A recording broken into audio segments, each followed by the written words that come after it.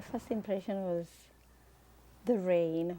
As usual, I would say, oh my God, is it raining like every day? And at first, I was really skeptic that I might go back to San Diego.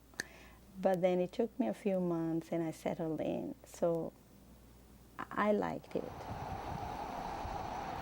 Came to the United States in 1984 with my family, and it was a great shock to me because once from Somalia I had this idea of the United States as very wealthy. You're going to find money and gold on the floor, and I came and I'm like, okay, where, what's going on? Where's the money? Where is the gold? Where's the fancy cars? And then reality sank in. I did not know where I will be, and when I was called and he said, Mohammed, you will be resettled in Seattle, I never heard that name. So first thing what I did, I went back to looking for the map where the Seattle located at, and I was looking for the East Coast, in fact, and I could not find Seattle anywhere there. So, and I started looking all over America, and I have seen the Pacific Northwest in the corner. I said, oh my goodness, what is this place?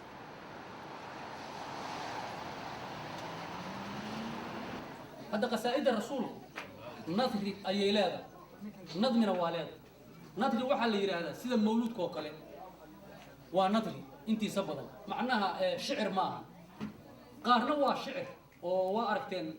There are two sources of migration.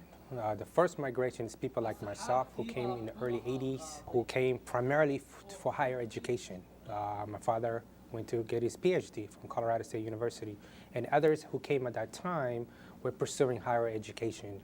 But the Somalis who came after the Civil War are kind of thrown into the United States. They came after 90 to 91, 92, after the Somali Civil War. Yeah, that's when you had a very large migration of Somalis.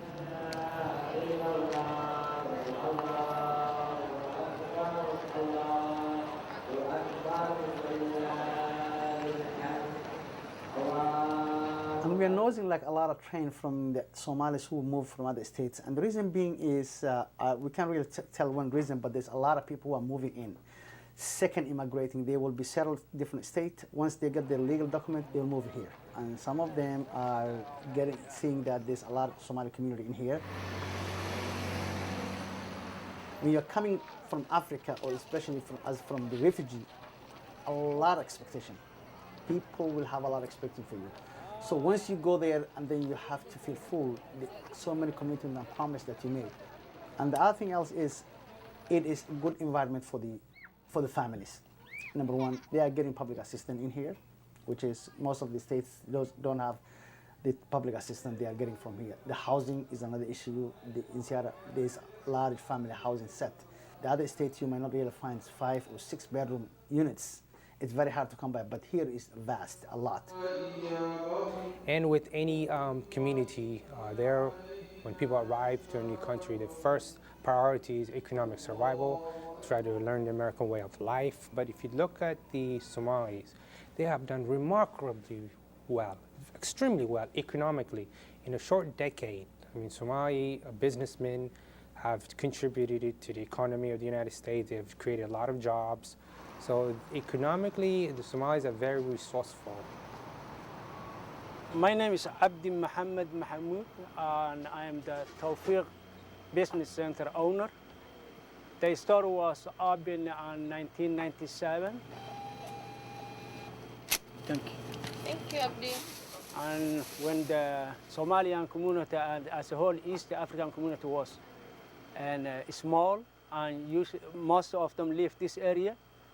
And actually that time they needed where to buy halal meat and a lot of other problems they had, including the barrier of language. We provide a lot of services. We have halal meat, chicken, beef, lamb, goat. We also have the other stuff they know back home, such as basmati rice, spaghetti, and other kind of food.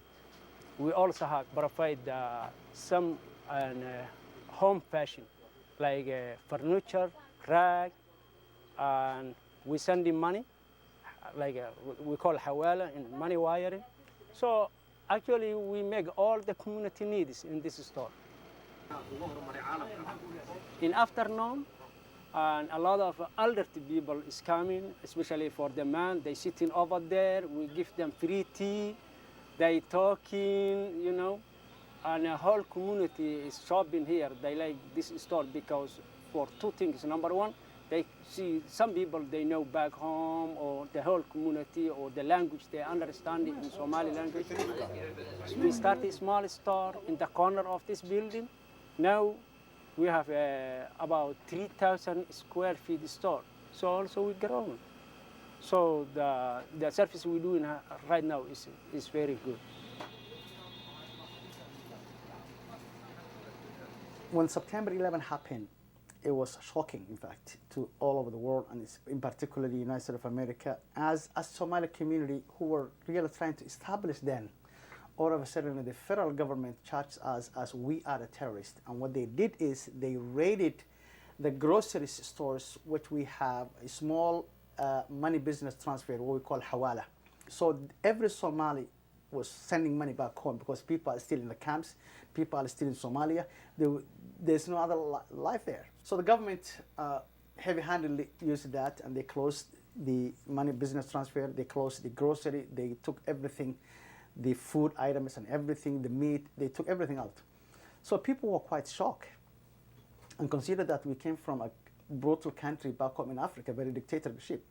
So never in our mind, we never thought that we can challenge to any government, no matter how big it is, no matter how small it is. Some of the reasons that I would argue is that because there is no history of free politics in the homeland. So you've got this negative connotation associated with politics anywhere in the world because we have not seen true democracy in process. We have not seen political participation.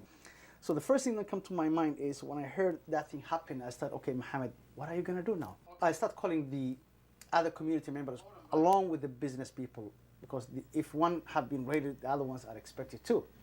So we get together and we said, what are we going to do now? And I told them, guys, we cannot really sit here. We cannot be quiet. We have to stand up. Within no time, a couple of months after that, USDA came back, said that the Somalis grocery shops are supporting terrorists with the food stamps. It was misunderstood in the aftermath of September 11. They looking, the food stamp was stopped because, you know, they think they misunderstood the way the store working. For example, in the 15 days of every month, family come here to buy a lot of things in one time. Well, a goat meat, a whole goat, you take a whole goat, it costs like $180. And normally we don't have transportation. People come here and shop grocery for once in a month. So because it's going to be difficulty to come over again and buy whatever you want every day. So that amount of money when you add that amount of money, it will make like a big sum of money. But normally they haven't seen such kind of transactions taking place, and that makes them suspicious. So in that, and FDA thinks this is the food stamp trafficking, even though because they're not familiar. So they investigate, but we get help from the Seattle community and elected officials. And that was a very powerful message. And we realized that this is a free country. Never in my life that I have dreamt of that. When I saw the congressman, McDermott and Patty Mary and Maria Cantwell coming to our aid and standing with us and saying that this is wrong. This cannot be happening. The government have to stop it. It was something. It was quite eye-opener for us. So when you come to this country, it's quite different. You have to advocate for your community. You have to be a part of the system. You have to be a part of the civic engagement of what your rights are. You get to tell people who you are, what the community needs are. Your voice should be heard. You have to stand up what we believe. You have to support others. Because in America, it's not only one nation. It's all over the world. The next stage is to turn economic prosperity into political participation, or reach your full potential. You know, one man, one vote, one woman, one vote. That's the American way. If you don't vote, you don't have voice. I mean, it's very simple, and that's if you are not involved in politics, if you are not making sure that your interests and your values and your rights are protected, no one's going to do it for you. Now that our community has really grown, we've grown so tremendously for the last 5 years, I would say. The community is quite different from what it was back in 10 years. I mean, it's really grown a lot. And our first generation, which I say, me and my people with my same age, we are learning every day. And most of the families are single mom families. I mean, and the reason why is maybe their fathers left behind or they died during the war, and they are really moms. They don't speak the language, they don't know the culture. They are trying to make ends meet. We have single parents who are mostly women raising their kids. So, but we have a male-dominant culture, and it's been ever since women were always behind, but now it's different. We would also like to empower our women and let them know that they can be involved in the community and make a difference.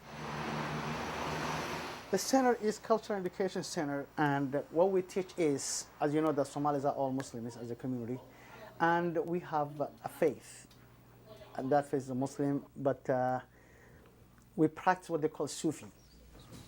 And Sufi is an old traditional Islamic religion, and I can say that 90% of the whole Muslim in the world are practicing Sufi. Maybe 10% might be practicing other practice.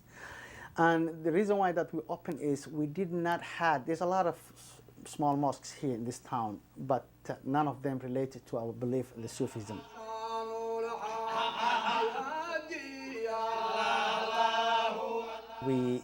All the community gets together, we chant, we do some kind of chanting. We praise the Prophet, we praise Allah, God, our gods, and we tell about how the religion came to this, the history of the Prophet ﷺ, and all the companions, and how the religion from the early days up to now, all the process that came.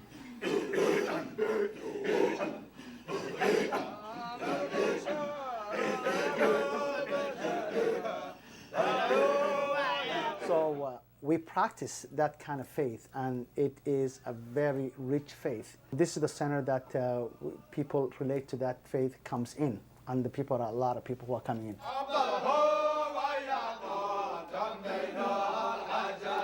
So we are teaching the center, we are teaching the weekend class to the children how to write and read in Arabic.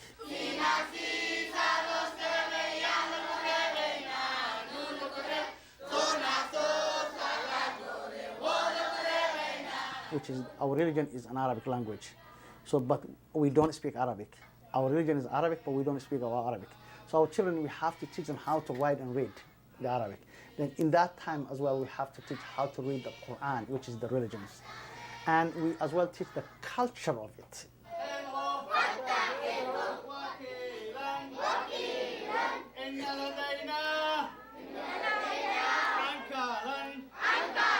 And the way they are really teaching is the way that we used to be taught back home. It's a challenging to them, because some of them really never sit on the floor. It's challenging to them, like it's kind of discipline, and tell them the culture. And most of the parents that I worked with would say, we're here for our kids, to give them a better life than we had, which is really good. Yeah, it's good, but it's the younger ones they're not seeing that. There's a different culture. Our kids have different culture than the parents, and we're trying to make them have the culture that we grew up in, and that's the difficulty. The community is a very large community, and we are fairly new compared to the other communities who have been here longer enough, and we are trying to build a basis for that. It's not an easy task to do it, but we are really trying. But I have no doubt in my mind our children will really play a big role, the second generation of Somalis immigrants who came to this country. I am quite happy. Is this my destination? I will go back to Somalia to visit. If they have a country, that maybe that's where I'm going to retire.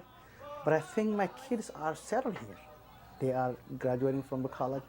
They will contribute here in this country. They are a member of this community. And here, this is where they know, and this is where they belong.